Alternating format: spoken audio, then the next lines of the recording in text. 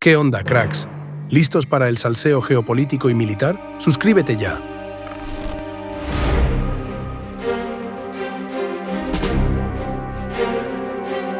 Hola, bienvenidos a esta exploración de hoy. Vamos a meternos en una historia que, la verdad, parece sacada de una película de ciencia ficción, pero que fue muy real. Un láser de combate soviético en el espacio. O casi. Casi.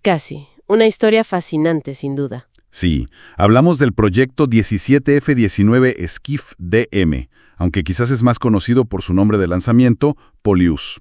Este fue, digamos, la respuesta ambiciosa y bastante secreta de la Unión Soviética a lo que hacía Estados Unidos. Exacto, a la iniciativa de defensa estratégica, la famosa Guerra de las Galaxias de Reagan.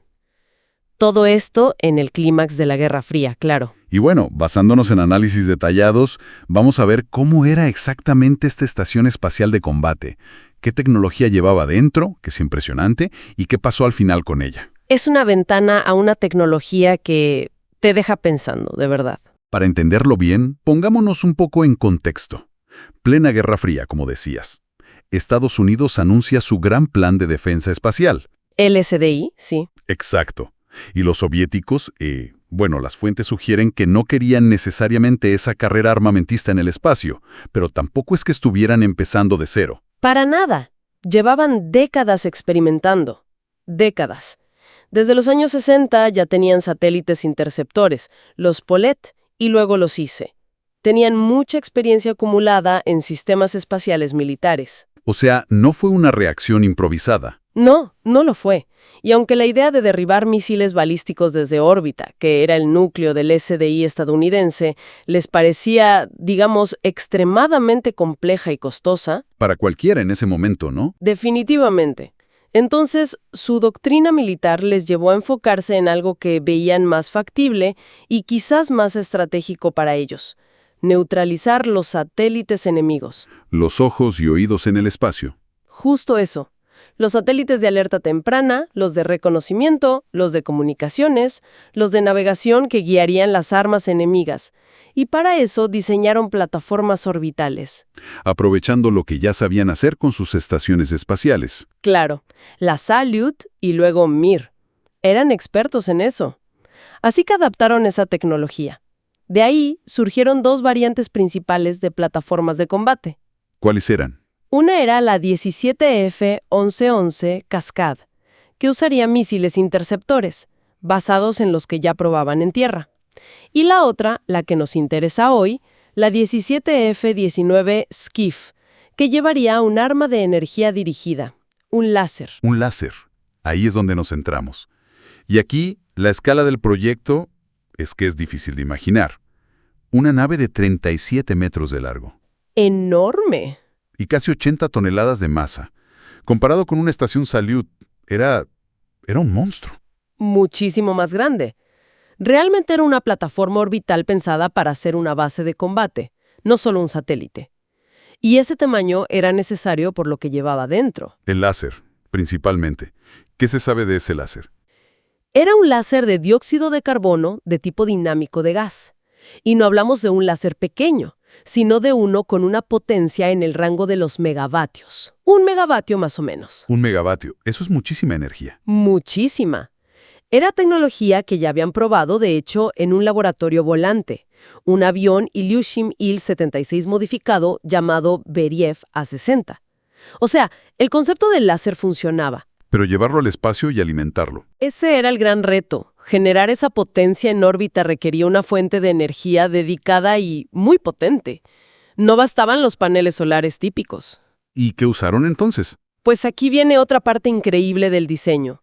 Llevaba a bordo 2 turbogeneradores autónomos, básicamente pequeñas turbinas que quemaban combustible para generar electricidad. Algo bastante inédito para una nave espacial no tripulada de esa época. Turbogeneradores en el espacio. Suena a ingeniería muy avanzada. ¿Y la estructura de la nave, cómo se organizaba? Tenía, a grandes rasgos, 2 módulos principales. Primero, el módulo funcional y de servicio, el FSB por sus siglas en ruso. Este era, digamos, el cerebro y el corazón de la nave. Ahí estaba la propulsión, el control. Exacto. Sistemas de guía, navegación, control de actitud, las comunicaciones, la aviónica. Y también llevaba paneles solares desplegables, aunque la energía principal para el arma viniera de los turbogeneradores. Este módulo FSB, de hecho, se basaba mucho en el diseño de los módulos de servicio de las estaciones Mir. Reutilizando tecnología probada. Tiene sentido. Sí, para reducir riesgos y costos. Y luego estaba el otro módulo, el módulo objetivo, el TSM. Ahí es donde estaba el negocio. El láser y todo lo necesario para que funcionara. Precisamente. El TSM era enorme, casi 27 metros de largo. Contenía los enormes tanques con los gases necesarios para el láser de CO2. Contenía los propios turbogeneradores que mencionamos. Todo empaquetado ahí dentro. Sí, y por supuesto, el propio sistema láser con su haz director, la óptica de puntería, era una sección muy compleja. Y aquí viene uno de los detalles de diseño más fascinantes, en mi opinión. A ver, cuéntanos. Para apuntar el láser a un objetivo, mover toda esa estructura de 80 toneladas con precisión y rapidez sería muy complicado y consumiría mucho combustible. Claro, la inercia sería tremenda. Exacto. Entonces, diseñaron una parte clave del módulo TCM, la que contenía la torreta de láser y el sistema de puntería, para que pudiera girar independientemente del resto de la nave. ¡Wow!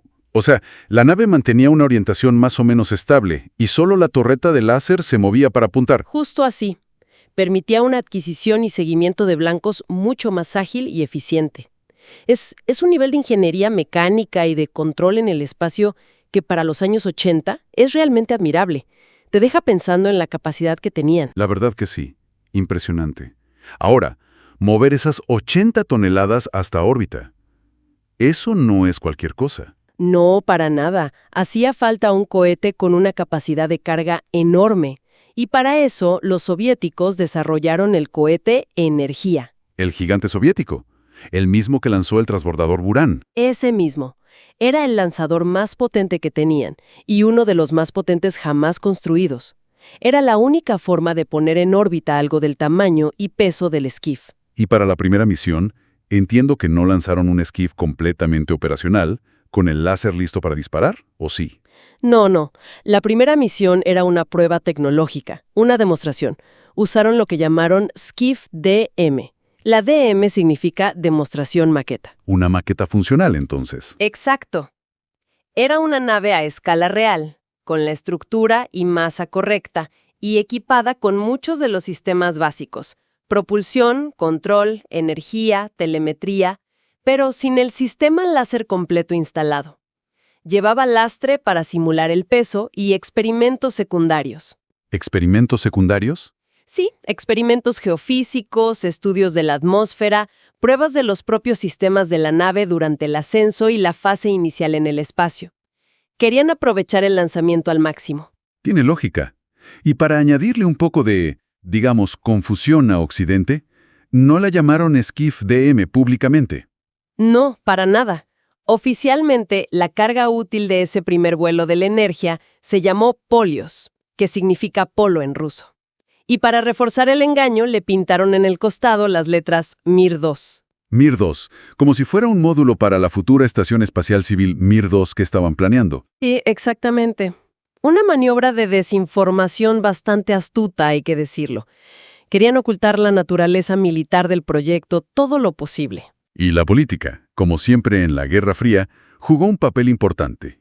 Incluso Gorbachov estuvo involucrado, ¿no? Sí, Mikhail Gorbachov, que ya estaba impulsando sus políticas de glasnost y perestroika y buscando la distensión con Occidente, visitó el cosmódromo de Baikonur justo antes del lanzamiento. Me imagino la tensión.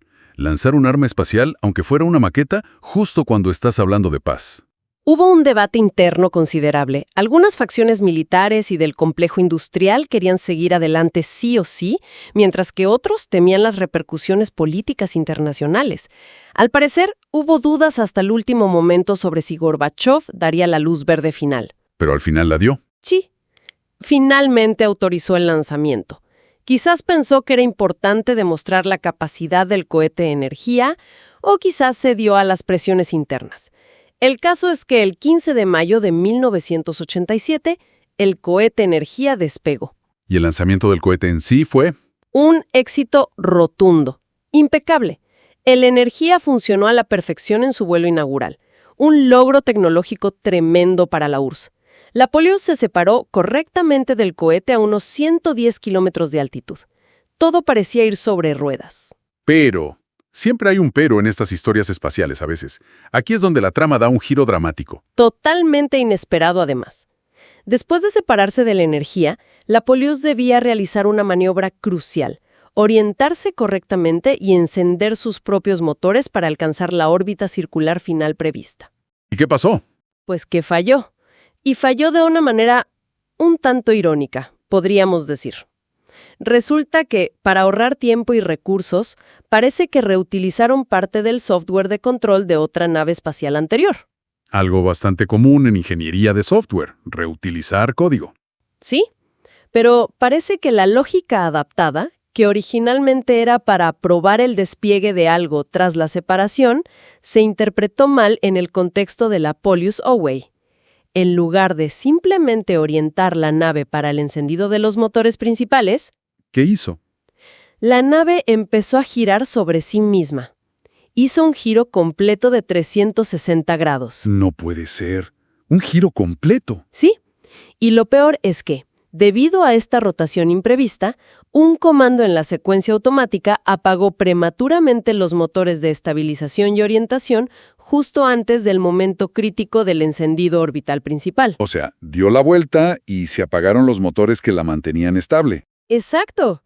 Como resultado, cuando llegó el momento de encender los motores para ganar la velocidad necesaria para quedarse en órbita, la nave no estaba orientada correctamente, y los motores principales o no encendieron, o lo hicieron en la dirección equivocada, o no el tiempo suficiente.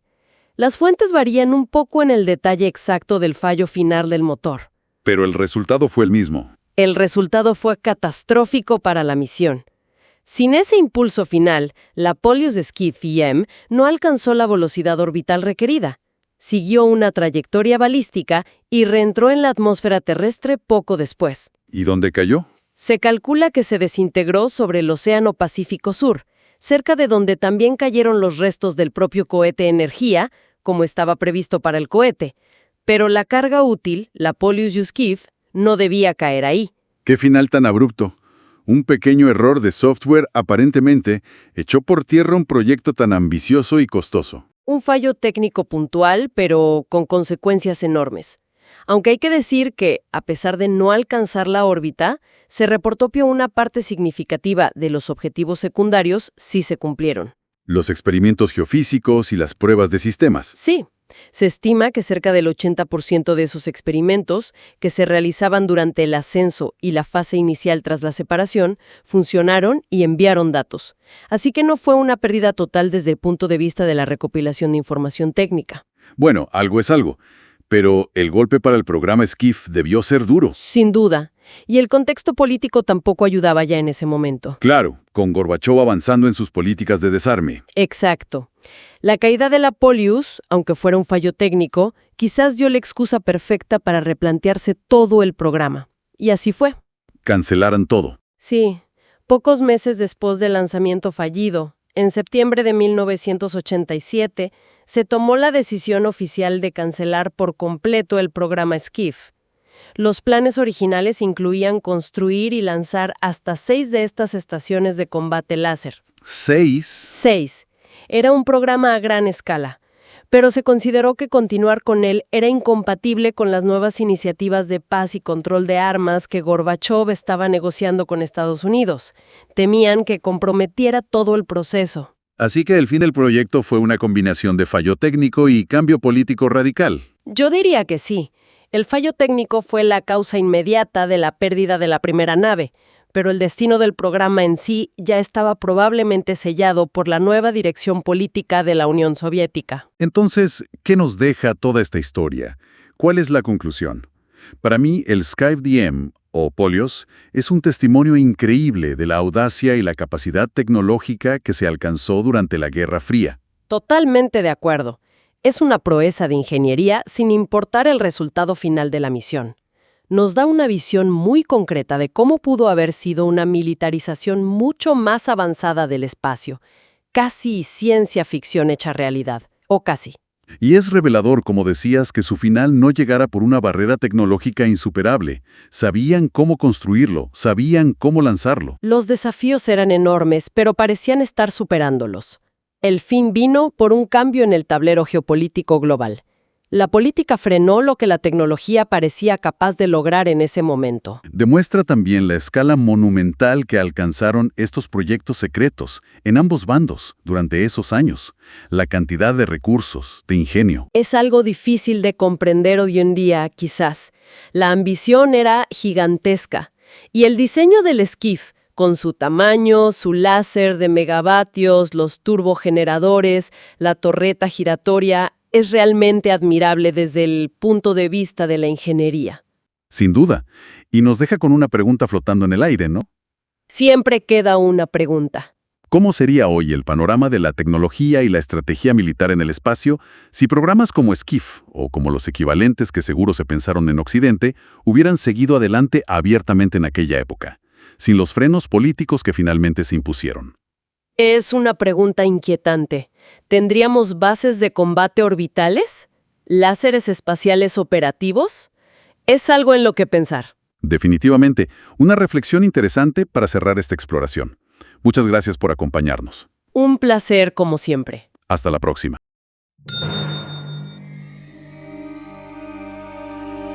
Si te gustó este video, dale clic a la campanita de notificaciones, suscríbete y comparte en tus redes para que más personas se unan a nuestra comunidad.